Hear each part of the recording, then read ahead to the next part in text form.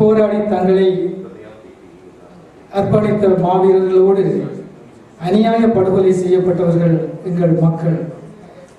இவர்களை நாங்கள் மறந்து விட்டோமானால் நாங்கள் மனிதர்களாகவே இருப்பதற்கு தகுதி இல்லாதவர்கள். நாடு கடந்த அரசாங்கம் உருவாக்கப்பட்டது ராஜதந்திர அரசியலில் ஈடுபடுவதற்காக. அந்த ராஜதந்திர அரசியலில் நாடு கடந்த அரசாங்கம் துரிதமான முன்னேற்றத்தை கண்டு வருகின்றது. அந்த வகையிலே நாடு கடந்த அரசாங்கத்தின் முதலாவது பிரகடனமாக இந்த தமிழீழ தேசிய வார பிரகடனமும், தமிழீழ நினைவேந்தல் வார பிரகடனமும், தமிழீழ தேசிய துக்க தினமும் 18ஆம் தேதிக்கு பிரகடனப்படுத்தப்பட்டிருக்கிறது. இங்கே சற்று ஆங்கிலத்தில் கூற வேண்டியிருக்கின்றது. Today we are officially launching this Tamil National Memorial Week, which will be culminating on May the 18th, that has been proclaimed as Tamil National Mourning Day. We all know there was a long-drawn war for 33 years in Sri Lanka. The Tamils, we fought for our legitimate rights, but since 1948, the Tamils have been struggling for their legitimate rights politically and in non-violent moves. But all we had was, all the Tamils were met with violence by the Sri Lankan government and the government forces since 1948 to 1974. It is at this juncture in 1975 the Tamil political leaders, comprising of a few Queen's councillors, many attorneys, they were all political leaders duly and democratically elected by the Tamil people of Sri Lanka. They gathered at Vatukote in Jaffna and passed the resolution called the Vatukote Resolution, which declared the north and east of the Sri Lankan soil, which was the traditional land of the Tamils, as the state of Tamil. And they expected at that moment the government of Sri Lanka would respect democracy and sit at the table to talk to them to resolve the difference. But then Prime Minister Sirimavu Bandaranaike's government met them again with brutal force. It is at this point the Tamil leader, the feeble, tall Thandai Selva, known as the father of the Tamil nation, Queen's Councillor S.J.V. Selvanayake, known as Thandai Selva, he finally said, I don't think even God can save the Tamils, and we may have to pursue a different modus of operandi, and then started the struggle with arms. It was unfortunate for the Tamils who loved education and hard work to pursue a path of violence in 1975 and 76. It was so unfortunate, but without no choice, they had to pursue this path. And eventually, the freedom fighters were received so very well by the masses, but unfortunately, the Cold War ended halfway during that time, and the world transformed itself to a very advanced level with the advent of technology and electronics and so on, and the large world became so small.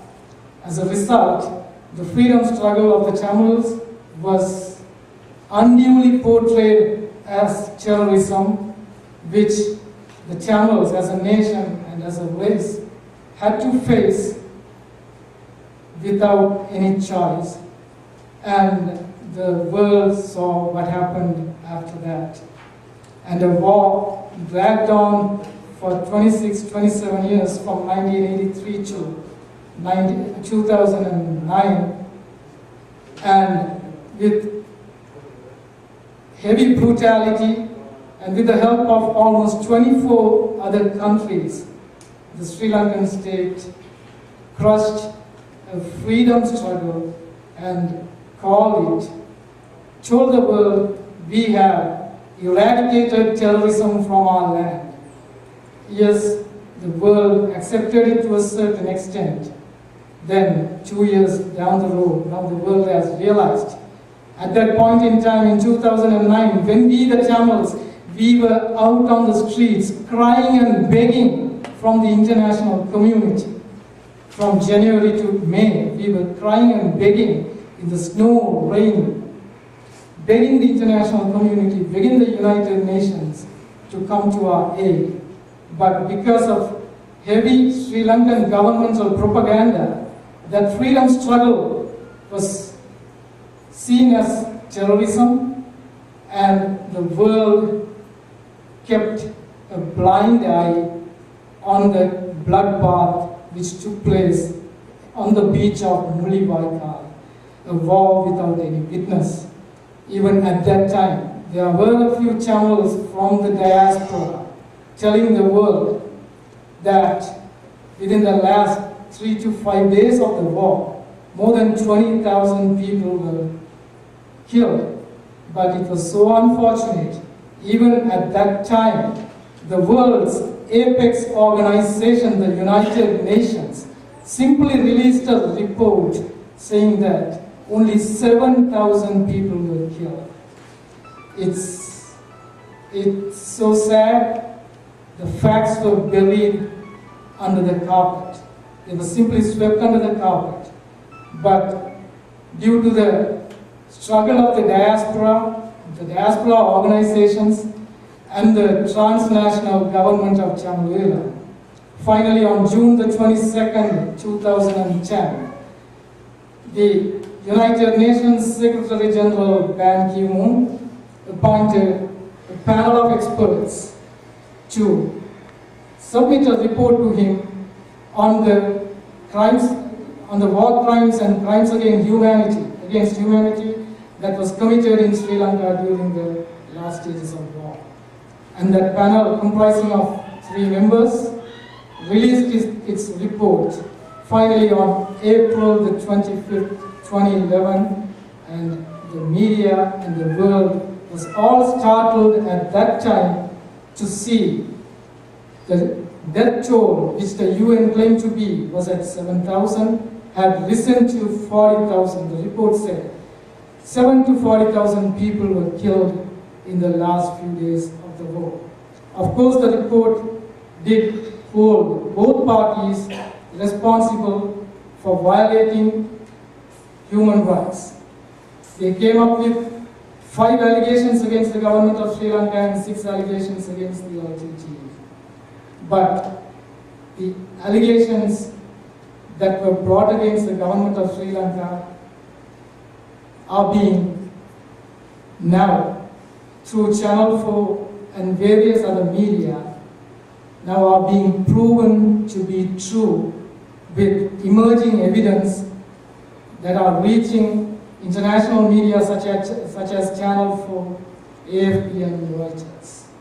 Now the world has really looked at us, the Tamils, sympathetically. And all we are asking is a simple divorce like Singapore and Malaysia. There's no sense in fighting for 60 to 70 years, killing each other. After all, when the enemy comes to the battlefield, he's being killed thinking he's an enemy. But who is being killed? Whose life is taken? It is a human life, which has more value, which can be so productive and contribute a lot to this world. So why not we depart as friends, demarcate our boundaries, and be two separate countries, helping each other to grow economically, politically, and flourish instead of fighting and killing each other. The Tamils, that's what we are espousing, that's what we are asking. We are simply asking for a simple divorce by way of separation with all the covenants under democracy and with all the covenants that are given to the human race through the United Nations. And the transnational government has very clearly said it, stipulated it, and even said it so openly. The transnational government will work with the international community, the United Nations, and all the NGOs to see that a separate, independent, and sovereign Tamil is established in the land, in the island of Sri Lanka. So this is the background of what's happening today and what's beginning today. There will be, this memorial week will be held, observed till the 18th of May, and on 15th at the Scarborough Town Centre, Albert Campbell Square, at 5 p.m. there will be a mass gathering to observe vigil, a candlelight vigil for the people that were killed in the war. And on the 18th, Tamils from all over the world, from North America and also from Europe, will be going to the two different offices of the United Nations, one in Geneva and one in New York, to hand over a petition which is being sent out to the public for signatures. It is a mass signature campaign the transnational government of Tamil has initiated. We'll be collecting these signatures and handing them at the United Nations on May the 18th, which is next Wednesday, at a mass rally to the officials of the United Nations. And the petition has urged the ICC to appoint, the prosecutor of the ICC, to appoint an independent commission to pursue with the war crimes inquiries based on the UN Special Panel Experts report that was released on April 25th. And it is with this background we, the Tamils, have gathered today. And we will be engaged in political and diplomatical and most of all democratic maneuvers till we reach our goal of Tamil, so that both the Tamils and the Sinhalese can share the island of Sri Lanka as friends, not as enemies, but ruling their own territories, own independent and sovereign territories, Tamil and Sri Lanka. Thank you.